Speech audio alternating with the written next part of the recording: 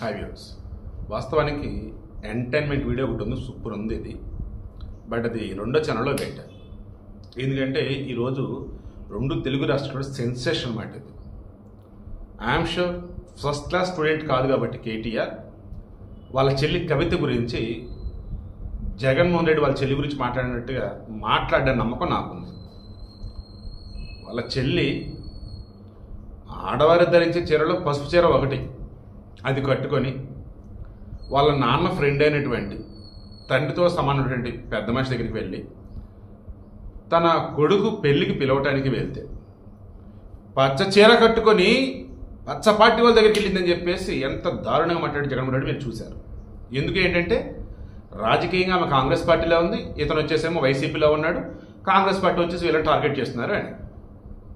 So first class student అంటూ ఆమె విజయం వాళ్ళ అమ్మ వచ్చేసి విలువలతో పెంచాం మా బిడ్డలని చెప్పింది. ఇది వాళ్ళ విలువలు. ఇప్పుడు కేటీఆర్ ఆల్మోస్ట్ కవిత వచ్చేసి కేటీఆర్ పేరు వాళ్ళ, బట్ ఆమె టార్గెట్ అని వాడు కరెక్ట్ కాదు, కానీ ఆ మాట్లాడిన ప్రతి మాట, ఆమె వదిలిన ప్రతి బాణం డైరెక్ట్గా తగులుతుంది కేటీఆర్కి. ఈరోజు తెక్కలపల్లి రవీంద్ర సమ్ పర్సన్ ఎమ్మెల్సీ అతను ఓపెన్ అయిపోయాడు. కవిత నువ్వు చాలా తప్పు చేస్తున్నావు, నువ్వు డైరెక్ట్గా అటాక్ చేస్తున్నావు కేసీఆర్ మీదే. ఆయన కాళేశ్వరం ప్రాజెక్టుకి సంబంధించిన నోటీసులు అందుకు నాకు బిజీలో ఉన్నాడు. ఆయన నువ్వేంటి ఎలా మాట్లాడుతావు, నువ్వు మీ నాన్నకి లేఖ రాసా అన్నావు, దానికి ఆయన ఎక్స్ప్లెనేషన్ ఇవ్వటం సంథింగ్ ఏదో చెప్తాడు. ఈలోపు ఆ లేఖను ఎవరు రిలీజ్ చేసినటువంటి గీక్ వీరులు ఎవరు, లీక్ వీరులు ఎవరు అని చెప్పి హడావుడి చేస్తున్నాం. ఏంటి అసలు ఇదంతా అని చెప్పేసి అసలు మాట్లాడి వీలైతే వీడియో అటాచ్ చేస్తాను. నెక్స్ట్ చూడండి. ఇప్పుడు నేను చెప్పదలుచుకుంది సింపుల్గా, షర్మిల లాగా కవిత మాత్రం కాదు. షర్మిల వచ్చేసి ఏంటి, దానికి నిజంగా రాజకీయంగా ఎదగాలన్న ఆశ కనుక ఉంటే వాళ్ళ నాన్న బ్రతికున్నప్పుడే ఆ రకంగా అడుగేయాలి. లేదు, వాళ్ళ నాన్న చనిపోయిన తర్వాత వైసీపీని అధికారంలో తీసుకోవడానికి ఎఫర్ట్స్ పెట్టింది కాబట్టి దెన్ వివేకానంద రెడ్డి సినిమాలో చూపించినట్టుగానే 2014 ఎన్నికలను పోటీ చేసి ఉండాలా, లేదా 2019 ఎన్నికలను పోటీ చేసి ఉండాలా. సో 2 సార్లు చేయాల, 2 సార్లు చేద్దాం అనుకున్నప్పుడు అడ్డుపడ్డారని చెప్పేసి అన్నారు. సో ఇక్కడ విషయం ఏంటి, ఇల్లుండగానే దీపం చక్కబెట్టుకోవాలా, దీపం ఉండగానే ఇల్లు చక్కబెట్టుకోవాలా. ఫ్లోలో చూడండి అసలు అటు ఇటు మారిపోతుంది. సో ఇప్పుడు ఏంటి, దీపం ఉండగానే ఇల్లు చక్కబెట్టుకోవాలి కాబట్టి తండ్రి ఉండగానే రాజకీయంగా ఎదగాలని కోరుకుంటున్నటువంటి కవిత వచ్చేసి అన్ని సెటిల్ చేసుకుంటా పోతా. ఏమంది, బీజేపీలో బీఆర్ఎస్ని విలీనించారని చెప్పేసి ప్రపోజల్ నేను జైల్లో ఉన్నప్పుడు వస్తే ససేమేర అన్నా, కానీ ఆ రకంగా ప్రయత్నాలు జరుగుతున్నాయని నాకు అనిపిస్తుంది. అందుకే మన వరంగల్ సభలో మీరు ఆ వేలో మాట్లాడలేదు బీజేపీని అంటే, బీజేపీ మీరు టార్గెట్ చేయలా, స్మూత్గా హ్యాండిల్ చేశారు. ఏంటిది అంటూ కేసీఆర్ అని అంటూ ఇప్పుడు ఓపెన్ అయిపోయింది మరలా. అని చెప్పేసి కాంగ్రెస్లోకి వెళ్తున్నాను అనుకుంటున్నారేమో. నేను కాంగ్రెస్ టచ్లో ఉండి 12 సంవత్సరాలు అంటే అప్పుడు వచ్చేసి వీళ్ళ పార్టీని కాంగ్రెస్ వేయడం చేస్తానన్నారు 2014 ముందు. లైక్ అది కాంగ్రెస్లో నేను ఎందుకు వెళ్తాను, నేను టచ్లో లేను. ఇక బీజేపీ ససేమేర అసలు ఛాన్సే లేదు. నేను నా జాగృతి తరఫున పనులు చేస్తూనే ఉన్నానని చెప్పేసి అన్నారు. నాకు బాగా గుర్తు, తెలంగాణ జాగృతిని మూసివేస్తున్నానని చెప్పేసి ఆమె ప్రకటన కూడా ఇచ్చున్నారు. బట్ స్టిల్ జాగృతి తరఫున యాక్టివిటీస్ అందరూ కూడా చేస్తున్నాము, కార్యకర్తలు ఉన్నారని అంటుంది. అంటే దాని అర్థం ఏంటి, షర్మిల ఏమో వాళ్ళ అన్న చేతుల్లో పెట్టేసి అంతా వాళ్ళ అన్న కోసం పనిచేసి చివరికి వాళ్ళన్న ఏమి ఇవ్వననేసరికి ఆమె ఒక్కతే ఫైట్ చేయాల్సి వచ్చింది. తెలంగాణలో ఏం లేదు, దానికి ఏపీకి వెళ్ళింది, అప్పుడు కూడా కాంగ్రెస్ వాళ్ళు ఉండబట్టి సరిపోయింది, లేదంటే మరో కేఏపాల్. బట్ ఇప్పుడు కవిత అలా కాదు, ఆమె తెలంగాణ ఉద్యమంలో పార్టిసిపేట్ చేసింది. ఆ తెలంగాణ జాగృతి అనే ఒక సెపరేట్ నెట్వర్క్ ఉంది. అవునన్నా కాదన్నా వాళ్ళ అధికారం 10 సంవత్సరాలలో కూడా వెనకేస్తున్నారు, ఇది చేయాల్సి చాలా చేస్తున్నారు. నెట్వర్క్ గట్టిగానే ఉంది. ఇప్పుడు సొంత పార్టీ పెట్టడమా లేదు అంటే కాంగ్రెస్లోకి వెళ్ళటమా ఆమె చేతిలో ఉంది. అయితే షర్మిలలో ఒంటరి అయితే కాదు. ఏబిఎన్లో ఇచ్చిన ప్రకారం చూస్తే, ఆంధ్రప్రదేశ్ ఇచ్చిన ప్రకారం చూస్తే కాంగ్రెస్కి ఒక 6 ఎమ్మెల్యే కనుక ఈమె పట్టుకెళ్తే బీఆర్ఎస్ నుంచి ఈమె మంత్రి పదవి ఇస్తారనేది ఒకటి, అండ్ ఈమె పార్టీ పెట్టేది ఒకటి. ఇవన్నీ చూసుకుంటూ ఉన్నా సరే ఆమె స్ట్రాంగ్గానే ఉంది. షర్మిల వీక్ అయితే కాదు. అండ్ ఇక్కడ అత్యంతంగా మనం ఖచ్చితంగా మెన్షన్ చేయాల్సి వచ్చింది ఎవరిని, హరీష్. బీఆర్ఎస్ చీలుతుంది, టీఆర్ఎస్ చీలుతుంది, టీఆర్ఎస్ ఉన్న వాళ్ళు వేరే పార్టీలోకి వెళ్తారు, బీఆర్ఎస్ ఉన్న వాళ్ళు వేరే పార్టీలోకి తీసుకెళ్తారు. ఇలా మాట వచ్చిన ప్రతిసారి కూడా కనపడ్డవాడు హరీష్ రావు. ఒకనొక సమయంలో కేసీఆర్ హరీష్ రావుని దూరమడి పెట్టేశాడు. 2018 ఎన్నికలు అయిన తర్వాత మంత్రి పదవి కూడా ఇవ్వకుండా అతనికి మంత్రి పదవులు ఇచ్చారు, అది వేరే విషయం. బట్ ఈరోజు హరీష్ రావు ఎక్కడ కూడా వేరే పార్టీ సైడ్ వెళ్తున్నట్టు కానీ, పార్టీలో చీలికలు వచ్చేలాగా కానీ, అండ్ కవిత మీద నోరు జర ఒక మాట కూడా అనలా. ఆమె రాసినటువంటి లేఖ కేసీఆర్ చూసిన తర్వాత ఎప్పుడైనా చదివి చింపేస్తారంట. బట్ ఇప్పుడు లేఖ బయటకు వచ్చింది అంటే కేసీఆరే చదివి బయటకి ఇవ్వడానికి ఇచ్చాడా, లేదు అని చదివి పక్కన పెడితే అక్కడ ఉన్నటువంటి కేటీఆర్ సంతోష్ వాళ్ళు బయటకు ఇచ్చారా? ఇండైరెక్ట్గా మాట్లాడింది అదే. తర్వాత డైరెక్ట్ కేటీఆర్ టార్గెట్ చేసింది. ఏమని? ట్విట్టర్లో పోస్టులు పెడుతుంటే సరిపోదు, అది పార్టీని కాపాడదు. కేసీఆర్ వెనుకొంది మేమే అంటూ బిల్డప్ ఇస్తే జనాలు చూస్తూ ఊరుకోరు. కేసీఆర్ శిఖరం, ఆయన ఒక్కడే నాయకుడు అని చెప్పి మాట్లాడే మాటలు ఏవైతున్నాయో ఎవరు కూడా ఇక్కడ నెంబర్ 2 లేరు. ఉన్నది ఒక్కళ్ళే కేసీఆర్. ఆయన ఇవ్వాల్సిన క్లారిటీలు కొన్ని ఉన్నాయి, ఇస్తే బాగుండేదని కేసీఆర్ని టార్గెట్ చేస్తూ కేటీఆర్ జాగ్రత్త, నేను మంచిదని కాదు, నా జోలికి వస్తే ఊరుకోను. పార్టీలో ఉన్నోళ్ళు నన్ను నాన్న రకాలుగా మాట్లాడుతుంటే సోషల్ మీడియా హ్యాండిల్స్ గబ్బు కామెంట్లు పెడుతుంటే ఖండించకపోగా ఆపకపోగా మరల ఉసుగలుపుతారు నా మీద కూర కుక్కల్లాగా. ఏంటి అసలు ఇది, ఏమన్నారు అసలు ఇది అని ఆమె ఫైర్ అవుతున్న విధానం చూస్తుంటే చాలా చాలా సీరియస్గా ఉంది ఆమె అయితే.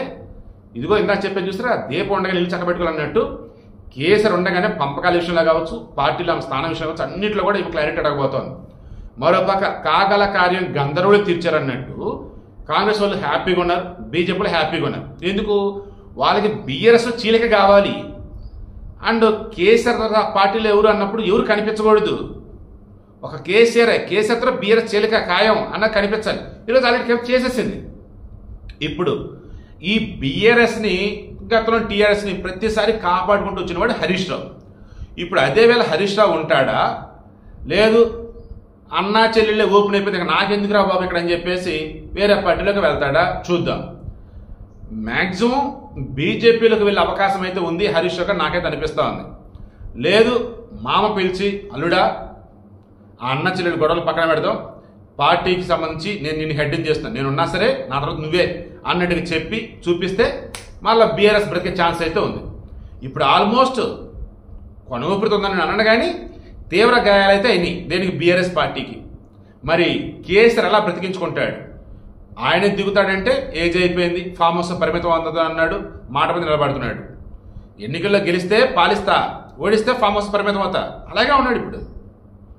అండ్ ఇప్పుడు ఏంటి మరి, కవిత వచ్చేసి వదలట్లేదు, అసలు అన్ననే వదలట్లేదు, పార్టీని వదలట్లేదు, పార్టీలో ఉన్నోళ్ళని వదలటం లేదు. ఎవడెవడు రా నా మీద కుట్ర చేసి రెండురా మొత్తం బయటకు అంటూ. ఓ పక్క రాధాకృష్ణ అంకుల్ ఆంధ్రజ్యోతి ఆయన ఉన్నే ఉన్నాడు, చిన్నప్పటి నుంచి అంకుల్ అంకుల్ అంటూ పిలిచింది. ఏమ్మా మరి ఏం కావాలి ఏంటంటే ఆమె చెప్పాల్సిందో చెప్పి నేను ఇవ్వాల్సింది ఇస్తున్నాడు లీకులు. షర్మిల విషయంలో ఆమె కూడా నీకు లీకులు ఇచ్చి ఉండొచ్చు, లేదన్నప్పుడు ఈయన ఆ వేళ ముందుకెళ్ళి ఉండొచ్చు. బట్ అక్కడ వర్కౌట్ అవ్వాల. స్టూడెంట్ షర్మిల విషయంలో రాధాకృష్ణ గారు ఫెయిల్. మరి కోడలు ఓ రకంగా ఒరే అనుకుంటారు, కేసీఆర్ అని రాధాకృష్ణ ఇద్దరు కూడా మంచి ఫ్రెండ్స్. ఇవి అంకుల్ అంకుల్ అంటూ ఉండేది, మామ అన్నట్టు. మరి కోడల విషయంలో సక్సెస్ అవుతారో లేదా రాధాకృష్ణ గారు చూద్దాం. మరి ఈమె మాత్రం కవిత మాత్రం ఎట్టి పరిస్థితిలో కూడా ఆమె వెనక తగ్గేటట్టుగా లేదు. అయితే బలమైన పార్టీలోకి వెళ్ళి కీలకమైన పదవులన్నా ఉంటుంది ఆమె, లేదు అంటే బీఆర్ఎస్ పార్టీని చేర్చడం మాత్రం ఖాయమని నాకైతే అనిపిస్తూ ఉంది. ఇది కేసీఆర్ చేతిలోనే ఉంది.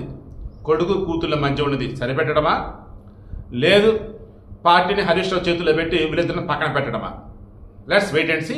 అండ్ ఈ బీఆర్ఎస్ ఆల్రెడీ ఎమ్మెల్సీ ఎవరైతే ఉన్నారో ఆల్రెడీ కవిత మీద అటాక్ ఆల్రెడీ స్టార్ట్ చేశారు. నాకు తెలిసి ఇంకా సోషల్ మీడియాలో షర్మిల విషయంలో ఎంత ఘోరంగా అయితే వైసీపీలు పోస్టులు పెట్టారో అలా బీఆర్ఎస్ కూడా పెట్టే అవకాశం ఉండొచ్చు.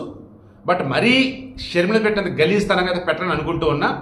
బట్ నేను క్లారిటీ ఇస్తాను, గతంలో చాలా ఇదే చెప్పారు. వైసీపీ సోషల్ మీడియా హ్యాండిల్స్ చూసినా, ఈ BRS party social media handles చూసినా ఆల్మోస్ట్ ఇద్దరు ఒకే స్ట్రాటజీ కనిపిస్తూ ఉండేది. వీళ్ళకి సంబంధించిన టెక్నికల్ టీం అంతా ఒకలేనేమని నేను గతంలో చెప్పాను.